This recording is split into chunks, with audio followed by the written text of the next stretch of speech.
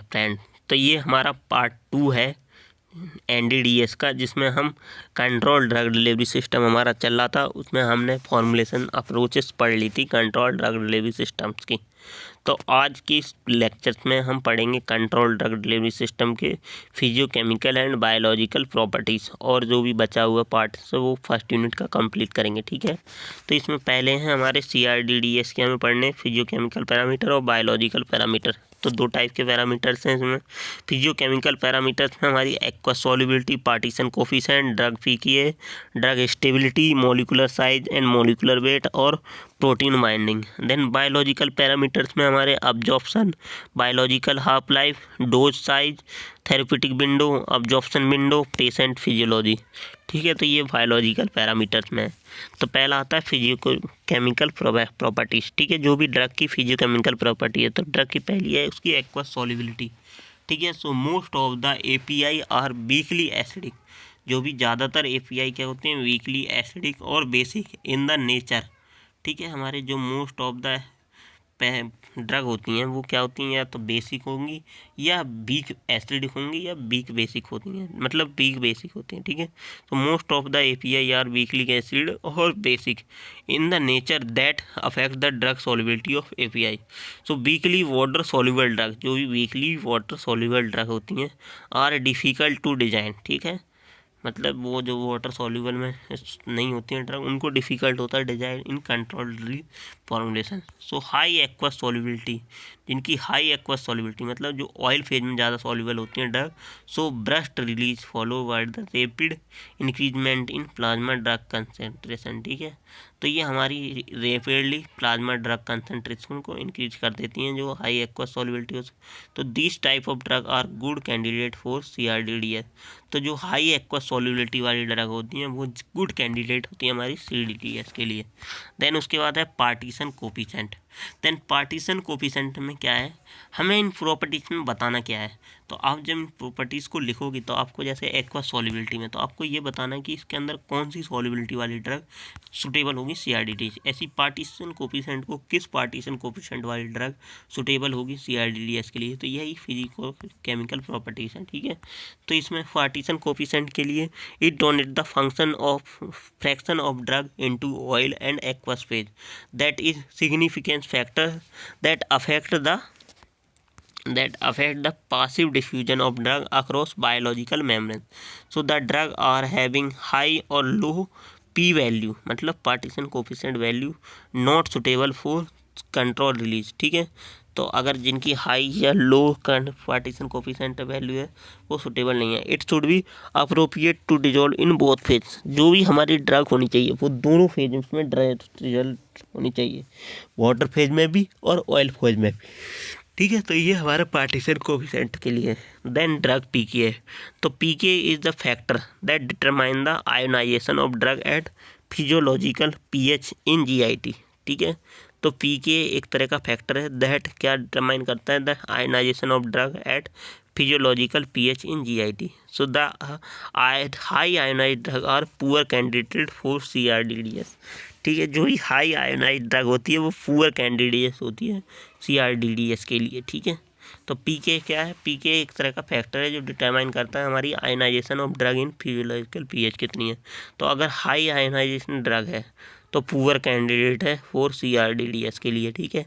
अगर उसकी the absorption of unionized drug, अगर हमारी अनआयोनाइज्ड ड्रग है occur rapidly as a compare to ionized drug for the biological membrane, the pKa range for an acidic drug that ionization depend on the pH is 3 to 7.5 and for basic drug is ले 7 to 11, ठीक है। तो acidic drug के लिए जो पीके value है हमारी pH value वो 3 to 7.5 pH तक होती है और बेसिक ड्रग के लिए 7 to 11 pH तक होती है, ठीक है। तो इन pH के बीच में हमारी ड्रग होनी चाहिए और ड्रग जो हो आयोनाइट अनआयोनाइट फॉर्म में हो, ठीक है। तो वो हमारी गुड कैंडिडेट है CRDDS के लिए, और अगर आयोनाइट फॉर्म में है तो वो हमारी पुअर कैंडिडेट है। देन उसके बाद ड्रग सॉल्युबिलिटी। ड्रग सॉल्युबिलिटी में क्या है, drug that are stable in acidic और बेसिक।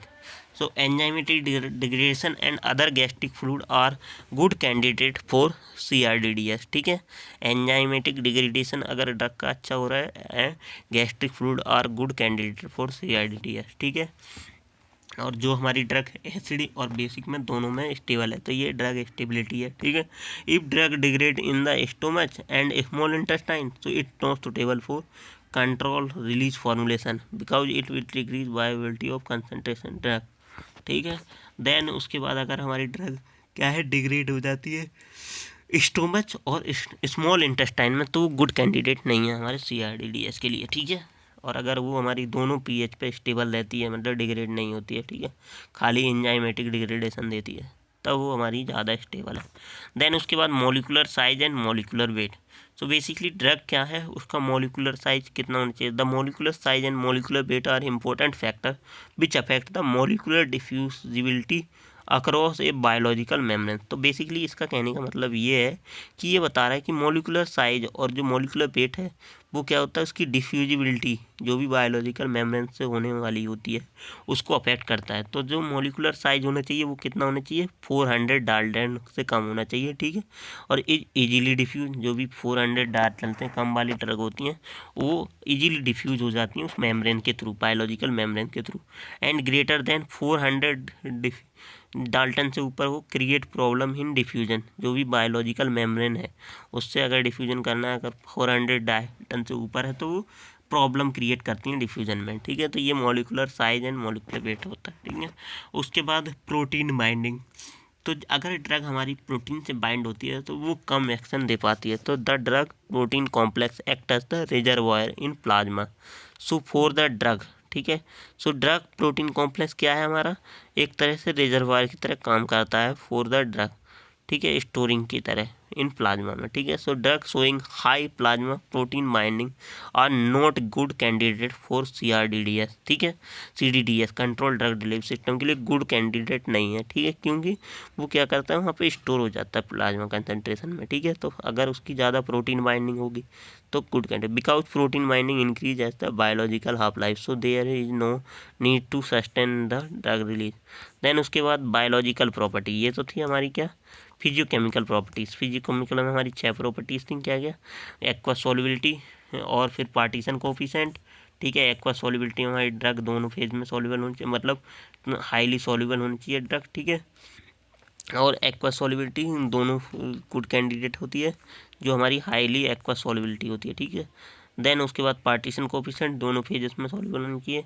देन उसके बाद ड्रग पीकेएम में हमारे ड्रग जो होनी चाहिए हमारी अनायनाइज फॉर्म में होनी चाहिए, और पीएच एसिडिक के लिए 3 to 7.4 होनी चाहिए, और पीएच बेसिक के लिए हमारा 7 to किलो। फिर ड्रग स्टेबिलिटी में हमारी ड्रग स्टेबल होनी चाहिए एसिडिक और बेसिक दोनों में, और हमारी जो ड्रग डिग्रेडेबल होनी चाहिए, एंजाइमेटिक डिग्रेडेशन होना चाहिए, और हमारी ड्रग इंसॉल्युबल होनी चाहिए इसमें स्टोमच और इंटेस्टाइन में। उसके बाद हमारा मॉलिक्यूलर साइज क्या होना चाहिए, 400 डाल्टन से कम होना चाहिए। उसके बाद पार्ट प्रोटीन बाइंडिंग थी, प्रोटीन बाइंडिंग में कम से कम प्रोटीन बाइंडिंग हो तो हमारी ड्रग ज़्यादा स्टेबल होती है इसमें CRDDS, ठीक है।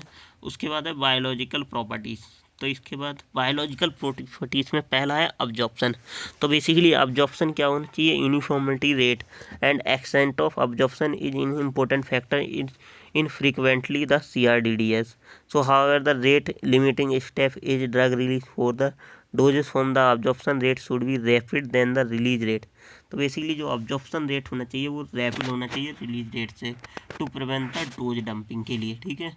So absorption uniformity rate and extent absorption is important factor for frequently the CRDDS। Then उसके बाद है बायोलॉजिकल हाफ लाइफ, जिसे टी हाफ बोलते हैं, ठीक है। तो अब्जॉर्प्शन में क्या होना चाहिए, अब्जॉर्प्शन रेट हाई होना चाहिए देन रिलीज रेट से, ठीक है, क्योंकि डोज डंपिंग को कम करना है, तो ड्रग पूरी तरह अब्जॉर्व हो जानी चाहिए बॉडी में, ठीक है। उसके बाद बायोलॉजिकल हाफ लाइफ, जिसे टी हाफ भी बोलते हैं, तो a drug with long half life required dosing after a long time period. तो अगर किसी ड्रग की विथ लॉन्ग हाफ लाइफ है तो उसे रिक्वायर्ड होती है after a long time period. तो the drug having T half is 2 से 3 hour are suitable candidate for CRDDS, और drug have T half is more than 7 to 8 hour not suitable for CRDDS। ठीक है। अगर किसी drug की half life क्या हो 2 से 3 घंटे के बीच में हो तो वो हमारे CRDDS के लिए सूटेबल है। अगर उसकी हाफ लाइफ 7 से 8 घंटे से ज़्यादा है तो वो क्या है, सूटेबल नहीं है CRDDS के लिए। ठीक है। उसके बाद डोज साइज में क्या है, the CRDDS formulated to the eliminate the repetitive dosing. ठीक है। तो बेसिकली हमारा जो CRDDS है वो किस लिए बनाया गया है, इसीलिए कि हमें मल्टीपल डोजिंग ना करनी हो, रिपीटेड डोजिंग ना देनी हो। So it must contain the larger dose the conventional doses for. तो इसके अंदर ज़्यादा डोजिंग चाहिए। अगर टैबलेट मान लो 100 mg की है तो ये 1000 mg से ऊपर का भी हो सकता है। तो हमारा ये कंट्रोल ड्रग डिलीवरी सिस्टम होता है। ठीक है। देन उसके बाद थेरेपेटिक विंडो। अब थेरेपेटिक विंडो क्या होना चाहिए, ही the drug with narrow therapeutic index are not suitable for CRDS। जो थेरेपेटिक विंडो होनी चाहिए, लार्जर थेरेपेटिक विंडो होनी चाहिए। So if delivery system failed in control it would cause dose dumping and ultimate toxicity. अगर delivery system fail हो जाता है control release का तो थेरेपेटिक विंडिंग में ये क्या करेगी, डोज डंपिंग कर देगा और अल्टीमेट टॉक्सिसिटी आएगी। ठीक है। देन अब्जॉर्प्शन विंडो में क्या होनी चाहिए, the drug show absorption from the specific segment in GIT। ठीक है। Are a poor candidate for CRDDS। अगर हमारा ड्रग एंड अब्जॉर्प्शन होता है किसके अंदर, GIT के अंदर, तो वो पुअर कैंडिडेट है हमारा CRDDS के लिए। ठीक है। अगर drug which absorb through the DIT are good candidate for control release. ठीक है। जो भी ड्रग अब्जॉर्ब हो रही है थ्रू आउट द GIT, मतलब GIT के बाहर, तो वो हमारी क्या है, गुड कैंडिडेट है CRDDS के लिए। ठीक है। देन पेशेंट फिजियोलॉजी में the physiological condition of patient like gastric emptying rate, ठीक है, residence time and GI disease influence the release of drug from the doses form is directly और indirectly. ठीक है। तो ये हमारा पेशेंट फिजियोलॉजी है। तो ये हमारे दोनों फैक्टर कंप्लीट हुए, बायोलॉजिकल फैक्टर और फिजियोकेमिकल पैरामीटर। बायोलॉजिकल फैक्टर है absorption, biological half life, dose size, therapeutic window, absorption window और पेशेंट फिजियोलॉजी। ठीक है। ये सब देख लिया ना हमने। अब्जॉर्प्शन में देखा कि हमारा ड्रग का जो अब्जॉर्प्शन रेट हो वो ज़्यादा होना चाहिए। ठीक है। बायोलॉजिकल हाफ लाइफ में हमारी 2 से 3 घंटे होनी चाहिए। डोज साइज में हमारा जो डोज का साइज हो फ्रीक्वेंट ना हो, लार्जर डोज साइज हो। ठीक है। देन उसके बाद हमारा थेरेपेटिक विंडो क्या होनी चाहिए, हाई होनी चाहिए। ठीक है, ज़्यादा होनी चाहिए। ठीक है। उसके बाद अब्जॉर्प्शन विंडो क्या होना चाहिए हमारा, ज़्यादा होना चाहिए। ठीक है। उसके बाद पेशेंट फिजियोलॉजी, पेशेंट को कोई इलनेस तो नहीं है वो देखनी चाहिए। ठीक है। तो ये हमारे फैक्टर्स हैं। ठीक है। तो ये हमने फैक्टर्स कवर कर लिए हैं। ठीक है। Dose size, therapeutic window, narrow therapeutic index नहीं होने चाहिए। ठीक है। ज़्यादा इंडेक्स होना चाहिए। ठीक है। इसके बाद अब्जॉर्प्शन विंडो, ये GIT से बाहर अब्जॉर्ब होनी चाहिए ड्रग। ठीक है, थ्रू आउट। देन अब इसके बाद हमें पढ़ना है क्या, पॉलीमर्स के बारे में। ठीक है। तो बेसिकली पॉलीमर होते क्या है, इनका क्लासिफिकेशन। ठीक है। तो पॉलीमर क्या है, पॉलीमर 2 वर्ड से मिलकर बना है, पॉली प्लस मर। पॉली माने मैनी और मर माने पार्ट। तो मोनोमर से मिलकर, अगर मोनोमर्स का बहुत सारे पार्ट्स को मिला के पॉलीमराइजेशन करवा देते हैं, वो एक बन जाता है चैन, लॉन्ग चैन, उसे बोलते हैं हम पॉलीमर। तो the word polymer mean many and mers. ठीक है। मैनी मोर्स मीन यूनिट और पार्ट्स इन ग्रिड। तो the word polymer mean many and mers. ठीक है। तो definition, polymer is defined as the very large molecule having high molecular mass. ठीक है। तो जो पॉलीमर होते हैं वो वेरी लार्ज मॉलिक्यूल होते हैं, उनके पास हाई मॉलिक्यूलर मास होता है, विच है formed by joining of repeating structural unit. ठीक है। So polymer are defined as a very large molecules having high molecular mass which are formed by joining of repeating structural unit, जो भी structural unit को हम join करके, ठीक है, on a large scale. ठीक है। बहुत सारी स्ट्रक्चरल यूनिट को ज्वाइन करके एक पॉलीमर बनाते हैं। ठीक है। तो मोनोमर रिपीटिंग स्ट्रक्चर। ठीक है। तो रिपीटिंग स्ट्रक्चर क्या होते हैं, मोनोमर्स होते हैं। तो बहुत सारे मोनोमर को, पॉलीमर क्या है, it define very large molecule having high molecular mass which are formed by the joining of monomers. ठीक है। तो ऑन लार्ज स्केल। ठीक है। तो मोनोमर क्या है, हमारे रिपीटिंग स्ट्रक्चर यूनिट है, ड्राइव फॉर्म है, since and simple and reactive molecule are link to each other by the covalent bond. So polymerization एक प्रोसेस ऑफ पॉलीमर फॉर्मेशन। ठीक है। तो 3 चीज़ों की यहाँ पॉलीमर हो गया, मोनोमर हो गया, पॉलीमराइजेशन हो गया। अब पॉलीमर्स का क्लासिफिकेशन, तो यहाँ पर क्लासिफिकेशन है पॉलीमर्स का। तो पॉलीमर्स हमारे 4 टाइप से क्लासिफाइड हैं। पहला based on source, based on structure, based on mode of reaction of polymerization, based on molecular forces. Based on sources में हमारे नेचुरल पॉलीमर्स हैं जिसमें स्टार्च, सेलुलोज हैं। सेमी सिंथेटिक पॉलीमर्स हैं जिसमें रियोन है, ठीक है, रियोन, रायोन, ठीक है। उसके बाद सिंथेटिक पॉलीमर जिसमें हमारा नाइलॉन और पॉलीएस्टर है, ठीक है, नाइलॉन और पॉलीएस्टर है। फिर बेस्ड ऑन स्ट्रक्चर में हमारे लीनियर पॉलीमर है जिसमें नाइलॉन है और पॉलीएस्टर है। फिर ब्रांच चेन पॉलीमर है जिसमें पीवीसी और टेफ्लॉन है, ठीक है। उसके बाद हमारे क्रॉस लिंक पॉलीमर्स है जिसमें बेकेलाइट है और मेलामीन है, ठीक है, मेलामीन है। Then based on reaction mode of polymerization में एडिशनल पॉलीमर है और कंडेंसेशन पॉलीमर है। एडिशनल पॉलीमर में हमारे होमो पॉलीमर्स या पॉलीथीन और प्रोपेन है और कोपोलाइमर्स बुना एस है, ठीक है। तो ये हमारे एग्जांपल्स हैं कोपोलाइमर्स के और होमो पॉलीमर्स, पॉलीथीन और प्रोपेन। देन इसमें कंडेंसेशन पॉलीमर में हमारे नाइलॉन 6 और polyester. Based on molecular forces में इलास्टोमर्स में हमारे न्यूपेन, आइसोप्रेन और फैब्रिक फाइबर्स में नाइलॉन और पॉलीएस्टर। और थर्मोप्लास्टिक्स पॉलीमर्स में पीवीसी एंड पॉलीस्टीरीन और थर्मोसिटिंग पॉलीमर में बेकेलाइट, ठीक है। तो क्लासिफिकेशन ऑफ पॉलीमर में तो पहला है सोर्स ऑफ वेरिएबिलिटी, या ये source of based on source. तो ये आप ऊपर देख चुके, बेस्ड ऑन सोर्स में नेचुरल, सिंथेटिक और स्ट्रक्चर्स के बेसिस पे लीनियर, ब्रांच और क्रॉस लिंक। यहाँ पे लीनियर मतलब ब्रांच पॉलीमर और क्रॉस लिंक। लीनियर में हमारे नाइलॉन है, पॉलिएस्टर है, और ब्रांच 10 में हमारे पीवीसी है, टेफ्लॉन है, और क्रॉस लिंक में बेकेलाइट, मेलामीन है। उसके बाद मोड ऑफ पॉलीमराइजेशन है एडिशनल रिएक्शन और कंडेंसेशन रिएक्शन। एडिशन रिएक्शन में हमारा क्या है, होमो पॉलीमर्स और गुनाएस, ठीक है। उसके बाद मॉलिकुलर फोर्सेस में इलास्टोमर्स हैं। इलास्टोमर्स का नियोप्रेन एग्जाम्पल है, आइसोप्रेन। और फिर देन फाइबर्स में हमारे नाइलॉन और पॉलीएस्टर हैं। फिर थर्मोप्लास्टिक में हमारे पीवीसी और पॉलीस्टाइरीन। फिर थर्मोसिटिंग पॉलीमर्स हैं, ठीक है। तो यहाँ पे source of ability natural polymer are obtain from natural plant and animal जैसे सेलुलोज और starch etc। Synthetic polymer prepared in laboratory जैसे टेफ्लॉन और नाइलॉन 6 सिंथेटिक रबड़ होती है, ठीक है। देन सेमी सिंथेटिक पॉलीमर में हमारे क्या है, polymer derived from the naturally occurring polymer by carrying out chemical modification जैसे rayon, cellulose acetate and nitrate acetate, cellulose nitrate etc, ठीक है। तो ये हमारे क्या है पॉलीमर। अब source of polymer, structure of polymer, तो इसमें हमारा लीनियर पॉलीमर है, ब्रांच चेन पॉलीमर है। लीनियर पॉलीमर में हमारे पॉलीमर दैट कंसिस्ट लॉन्ग और स्ट्रेंथ चेन, जिनमें लंबी और स्ट्रेंथ चेन होती है, ठीक है। तो ये हमारे लीनियर पॉलीमर, ठीक है, जैसे हाई डेंसिटी पॉलीमर पीवीसी वगैरह, ठीक है। Then branch chain polymer that consist long chain having some branches example low density polymer. Then cross linked और नेटवर्क पॉलीमर। क्रॉस लिंक्ड और नेटवर्क पॉलीमर में polymer in which monomers unit cross links together to form a 3D network जैसे Bakelite और melamine है, ठीक है। Then mode of polymerization के basis पे हमारे एडिशनल पॉलीमर और कंडेंसेशन पॉलीमर, ठीक है। एडिशन पॉलीमर में क्या है, polymer that are formed by the repeated addition of monomer and double and triplet bond. तो इसमें होमो पॉलीमर्स हैं और कोपो पॉलीमर्स है, ठीक है, कोपॉलीमर्स है, ठीक है। होमो पॉलीमर्स में हमारे क्या है, इसमें homopolymers formed by the single monomeric species जैसे पॉलीथीन और पॉलीस्टेट है। Then copolymer formed by the different monomers example buna S और बुना एन।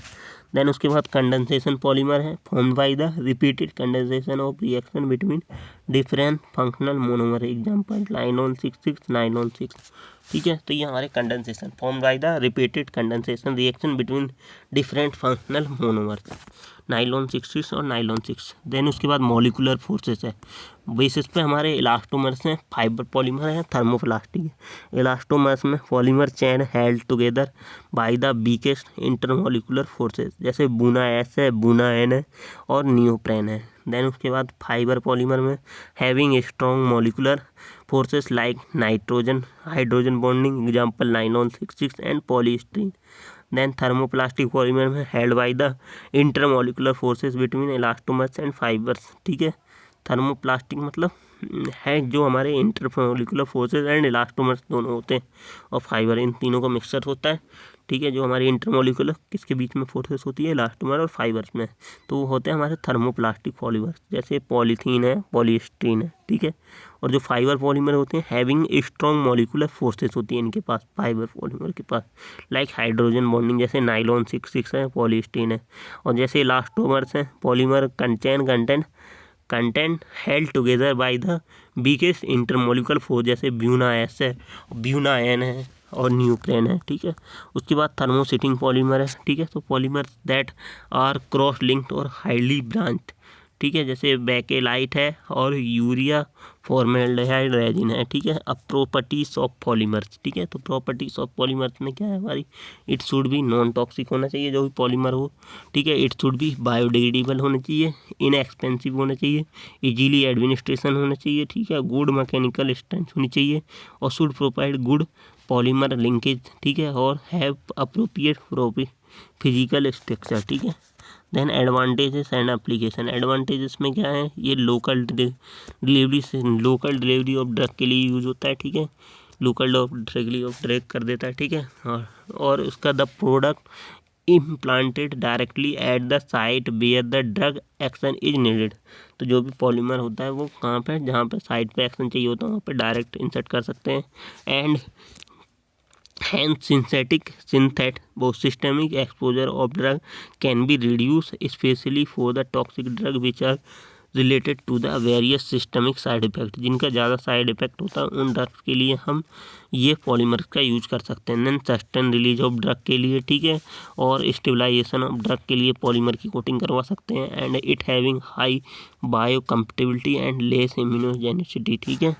देन एप्लीकेशन क्या है, ओरल ड्रग डिलीवरी सिस्टम में और ट्रांसडर्मल ड्रग डिलीवरी सिस्टम में और ओकुलर ड्रग डिलीवरी सिस्टम में और drug delivery by various contraceptive and hormones के थ्रू, ठीक है। तो ये हमारे एप्लीकेशन हैं किसके, पॉलीमर्स के। तो यहाँ पे हमारा पॉलीमर्स एंड हुआ, ठीक है। उसके बाद हमने फैक्टिंग देख ली है और CRDDs की अप्रोचेस देख ली, ठीक है। तो ये हमारा फर्स्ट यूनिट कंप्लीट होगी नोवल ड्रग डिलीवरी सिस्टम की, ठीक है, NDDS की। अब हम सेकेंड यूनिट, इसके बाद थर्ड पार्ट आएगा, उसमें कवर करेंगे अपनी सेकेंड यूनिट को, ठीक है, थर्ड और फोर्थ पार्ट में, ठीक है। Thank you.